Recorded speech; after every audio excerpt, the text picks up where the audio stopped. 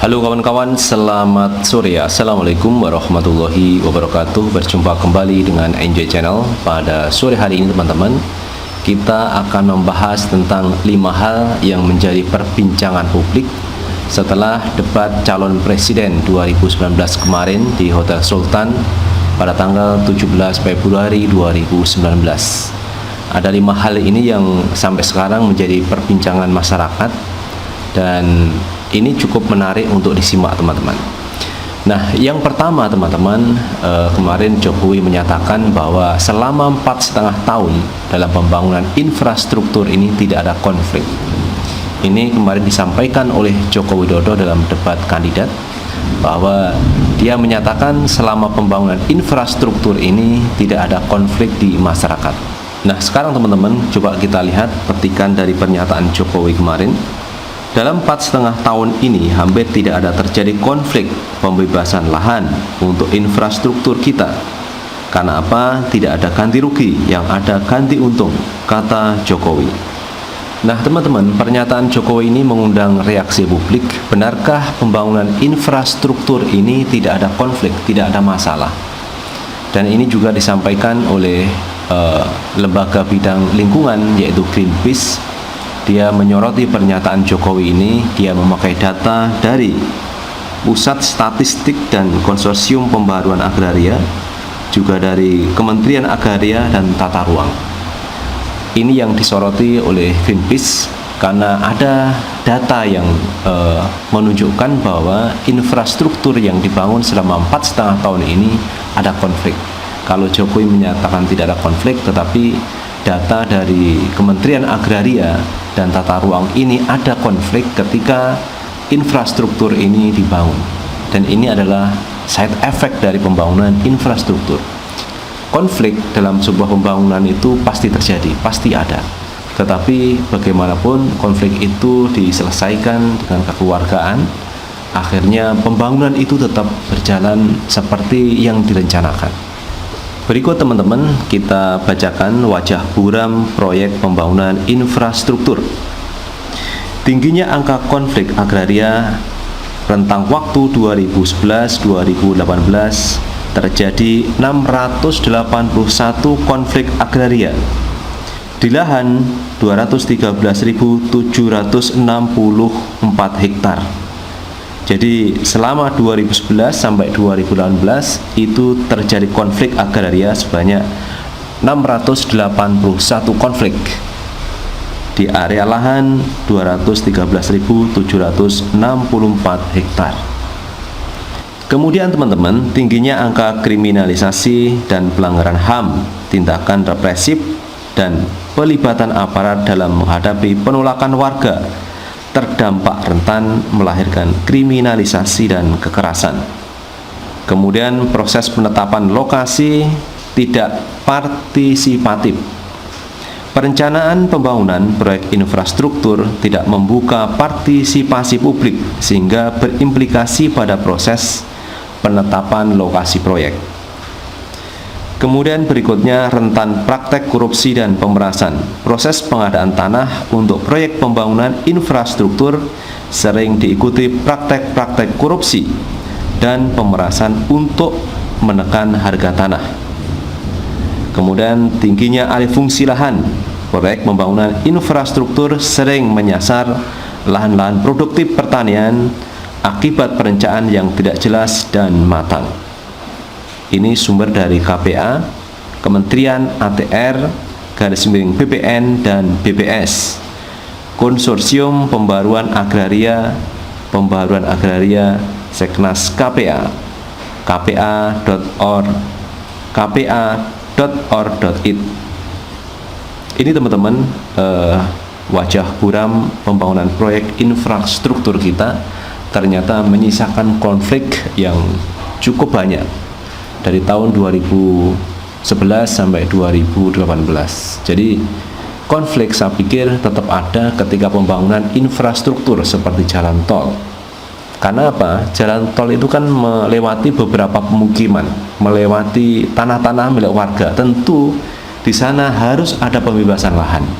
Dan ini tidak bisa instan, perlu pendekatan, perlu musyawarah, karena melewati rumah-rumah atau lahan-lahan masyarakat, dan ini tidak bisa instan untuk menyelesaikan itu. Dan ada juga teman-teman, ini yang dilansir dari kompas.com, beberapa konflik itu terjadi pada pembangunan infrastruktur terdampak masyarakat, contohnya di Batang pada pembangunan PLTU. Jadi pembangunan PLTU di Batang itu terjadi konflik masyarakat akibat dampak pembangunan infrastruktur, dan sampai sekarang konflik itu masih terjadi, sehingga sampai terjadi pemindahan paksa pemukiman warga. Jadi inilah yang harus diselesaikan pemerintah, bagaimana menyelesaikan secara arif terhadap pembangunan infrastruktur. Makanya kalau dulu waktu pembangunan jalan tol di era SBY ada yang mangkrak, ada yang berhenti. Ini mungkin faktor-faktor yang melibatkan warga ini yang menjadi persoalan. Karena untuk musyawarah dengan warga, dengan masyarakat tentu tidak bisa instan, perlu pendekatan. Mungkin dari faktor harga belinya ini terlalu murah, kemudian pihak pengelola yang akan membangun jalan tol itu keberatan dan sebagainya. Ini perlu negosiasi, perlu musyawarah yang panjang. Sehingga kalau jalan tol itu mangkrak, ini memang wajar menurut saya, karena memang tidak mudah untuk berhadapan dengan masyarakat. Kalau main paksa dan sebagainya itu justru melanggar HAM. Nanti terjadi adalah kriminalisasi, ini tidak diharapkan. Makanya di sini konflik itu pasti terjadi karena pembangunan jalan tol itu atau pembangunan infrastruktur itu jelas akan melewati tanah-tanah milik warga, milik masyarakat, dan itu jauhnya bisa ribuan kilometer. Berarti ribuan kilometer juga persoalan yang dihadapi oleh pengembang dalam rangka untuk mewujudkan jalan tol atau infrastruktur tersebut. Jadi kalau Jokowi mengatakan tidak ada konflik, menurut Greenpeace dan data dari Kementerian Agraria, ternyata ada wajah buram pembangunan infrastruktur kita. Dan ini menjadi PR bersama, bagaimana wajah buram itu kembali menjadi wajah yang manis, wajah yang cerah, sehingga pembangunan infrastruktur jalan tol ini membahagiakan semua pihak, baik yang dilewati jalan tol maupun masyarakat yang lewat jalan tol, semua bisa menikmati dari hasil pembangunan yang itu diperuntukkan untuk masyarakat. Kemudian teman-teman, isu yang menjadi viral di publik, di masyarakat, kemudian menjadi perbincangan di medsos adalah pernyataan dari pasangan calon presiden 01 Joko Widodo yang menyatakan bahwa dalam 3 tahun terakhir ini tidak terjadi kebakaran lahan hutan, lahan gambut. Ini menjadi polemik, menjadi perbincangan publik. Benarkah dalam 3 tahun ini tidak terjadi kebakaran hutan? Nah, ternyata teman-teman, kalau kita melihat dari beberapa postingan dari warganet, ini ada yang menunjukkan video tentang kebakaran, ada yang foto kebakaran dari 2017 sampai 2019. Ini masih ada kebakaran hutan.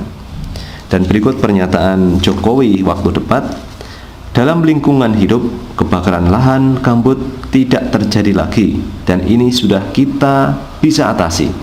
Dalam 3 tahun ini tidak terjadi kebakaran hutan dan kebakaran lahan gambut. Itu kerja keras kita semua, kata Jokowi.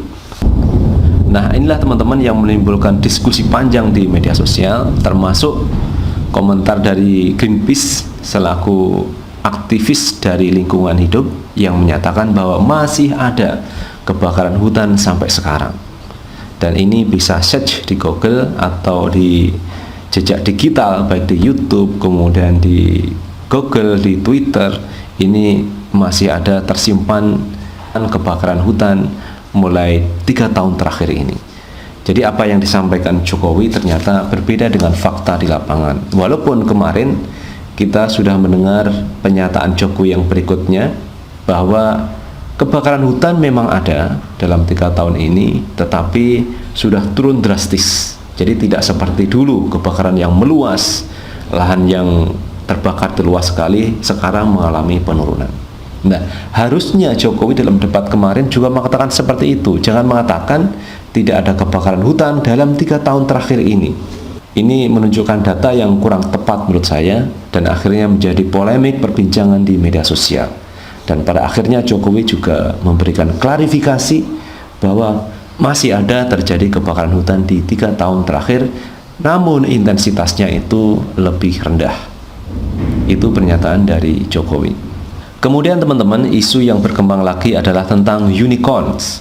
Unicorn ini pernah disampaikan dalam debat tadi malam, bahwa Jokowi menanyakan kepada Prabowo bagaimana Prabowo menyiapkan infrastruktur banyaknya unicorn-unicorn yang ada di Indonesia. Kemudian Prabowo menanyakan ulang untuk meyakinkan apakah unicorn itu adalah bisnis online tersebut. Kemudian Jokowi mengangguk-angguk. Nah, ketika Prabowo menanyakan unicorn kepada Jokowi, audien yang ada di situ kemungkinan pendukung Jokowi sudah meneriakkan kata "hu". Artinya ini menunjukkan bahwa Prabowo kurang tahu tentang unicorn. Padahal Prabowo sudah tahu, tetapi untuk meyakinkan yang dimaksud unicorn itu apakah bisnis online. Nah, akhirnya Jokowi mengaku benar bahwa itu bisnis online, maka Prabowo mulai menjawab tentang unicorn. Dan ini banyak disoroti publik. Pertanyaan Jokowi ini mengandung unsur jebakan, mengandung unsur bahwa nanti bisa mempermalukan dari Prabowo Subianto ketika Prabowo tidak bisa menjawab tentang unicorn. Karena ini menimbulkan perdebatan publik, kenapa Jokowi melontarkan kalimat-kalimat yang kurang begitu jelas. Padahal kalau kita melihat panelis ketika memberikan pertanyaan kepada Jokowi atau kepada Prabowo, ini sudah dijelaskan sedemikian rupa sehingga pada akhir pertanyaan bagaimana Bapak bisa menyelesaikan jika menjadi seorang presiden. Ini runtut, kisahnya runtut, ceritanya runtut, kemudian pertanyaannya itu juga jelas. Dan ini memerlukan satu pemikiran. Nah, tetapi kalau pertanyaan dari Jokowi kemarin, bagaimana Bapak bisa membuat infrastruktur tentang unicorn ini? Nah, kalau kata unicorn mungkin banyak orang yang tidak tahu, tetapi kalau dijelaskan ketika dia memberikan pertanyaan, maka orang lain menangkapnya juga jelas sehingga jawabannya itu tidak menyimpang dari pertanyaan. Ini yang diharapkan. Dan teman-teman, memang kalau kita bicara unicorn ini memang di negara ASEAN ini sudah ada 7 dan 4-nya itu ada di Indonesia. Dan ini menjadi kebanggaan Indonesia. Indonesia ternyata sudah punya unicorn atau bisnis online ini yang sedang berkembang. Jadi unicorn ini adalah perusahaan rintisan yang mempunyai aset atau yang mempunyai kapitalisasi di atas 1 miliar dolar atau 13,8 triliun. Jadi perputarannya itu sudah banyak sekali. Sudah 13,8 triliun itu unicorn yang berkembang di Indonesia. Dan unicorn ini sebenarnya sudah ada di ASEAN. Di ASEAN itu 7 dan 4-nya itu ada di Indonesia, teman-teman. 4 itu ada di Indonesia, diantaranya adalah pertama Gojek, kemudian Traveloka, Tokopedia, kemudian Bukalapak. Ini yang sedang berkembang di Indonesia. Kemudian teman-teman, yang nomor 4 isu yang berkembang setelah debat Capres tadi malam adalah tentang lahan milik Prabowo yang disinggung oleh Jokowi dalam debat kemarin. Jokowi mengatakan Pak Prabowo memiliki lahan yang sangat luas di Kalimantan Timur sebesar 220.000 hektar, juga di Aceh Tengah 120.000 hektar, ujar Jokowi. Nah, inilah teman-teman yang menimbulkan polemik, yang menimbulkan perbincangan di media sosial. Kenapa Jokowi melontarkan tentang lahan milik Prabowo yang ada di Kalimantan dan di Aceh? Banyak orang melihat bahwa ini adalah serangan personal, serangan individu kepada Prabowo Subianto. Padahal menurut aturan dari KPU dalam debat itu tidak boleh menyerang pribadi, tidak boleh menyerang individu. Yang ditanyakan harusnya kebijakan-kebijakan publik, kebijakan yang menyangkut masyarakat, yang menyangkut tentang rakyat. Ini yang harusnya menjadi isu yang bisa ditanyakan dalam debat, tidak menanyakan tentang lahan milik Prabowo. Inilah yang menimbulkan pertanyaan, apalagi Jokowi menanyakan bahwa lahan milik Pak Prabowo. Dan Prabowo dalam debat juga menyampaikan bahwa ini bukan milik saya. Ini statusnya adalah HGU, hak guna usaha, bukan hak milik. Berbeda teman-teman antara hak milik itu dilegalitaskan dalam sertifikat, yaitu SHM, sertifikat hak milik. Kalau HGU ya dalam bentuk hak guna usaha. Hak guna usaha itu seperti orang yang menyewa itu. Kalau orang menyewa itu kan setiap saat kalau habis kontraknya dan kan dikembalikan kepada negara. Jadi tanah milik negara, bukan tanah milik pribadi Prabowo Subianto. Inilah yang diprotes oleh warga. Kenapa Jokowi mengatakan ini milik Prabowo, padahal Prabowo itu hanya mengelola tanah yang di Aceh sama di Kalimantan Timur. Ini bukan hak milik Prabowo. Dan Prabowo juga sudah menyatakan kalau negara ini meminta, maka dia akan mengembalikan tanah itu. Karena itu tanah bukan hak milik Prabowo, tetapi dia hanya mengelola saja, hak guna usaha. Jadi hak guna usaha itu bukan hak milik, tetapi dia hanya punya hak untuk mengelola saja, tidak memiliki. Dan Prabowo siap mengembalikan apabila negara membutuhkan. Daripada tanah itu dikelola oleh asing, lebih baik saya kelola sebagai nasionalis dan patriotik. Jadi orang Indonesia. Ini kira-kira yang disampaikan Prabowo. Nah, kenapa Prabowo mengatakan itu teman-teman? Ternyata tanah-tanah di Aceh, di Kalimantan yang itu ditanami sawit ternyata banyak yang dikelola oleh asing. Kalau oleh asing yang mengelola, berarti nanti hasilnya juga dibawa ke luar negeri. Tetapi kalau yang mengelola rakyat Indonesia seperti Prabowo, tentu hasilnya akan dinikmati di dalam negeri, di Indonesia. Itu kira-kira yang disampaikan Prabowo Subianto. Kemudian yang kelima teman-teman, yang menjadi perbincangan publik adalah bahwa Prabowo dan Jokowi ini melakukan kesepakatan bersama, saling bersepakat. Ketika debat di sesi terakhir teman-teman, ketika membahas tentang pencemaran lingkungan hidup, Prabowo menyatakan bahwa kalau berbeda jangan diadu-adu terus. Kalau tidak ada terlalu banyak perbedaan, buat apa kita ributkan lagi? Kemudian Jokowi pun menyatakan, ya iyalah saya setuju saja, kata Jokowi. Dalam diskusi teman-teman memang itu ada perbedaan pendapat, gagasannya juga berbeda, idenya juga berbeda, tetapi kalau perbedaan itu sudah mengerucut menjadi kesamaan, maka tidak perlu diadu-adu lagi.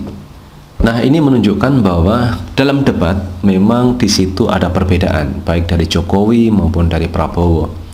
Ketika ada perbedaan itulah, maka nanti akan timbul kesepahaman, kesepakatan, kebersamaan. Mengerucutlah itu jawaban. Kalau sudah mengerucut ada kesamaan, ya jangan diadu-adu lagi. Kemudian Jokowi juga menyatakan, ya iyalah saya setuju.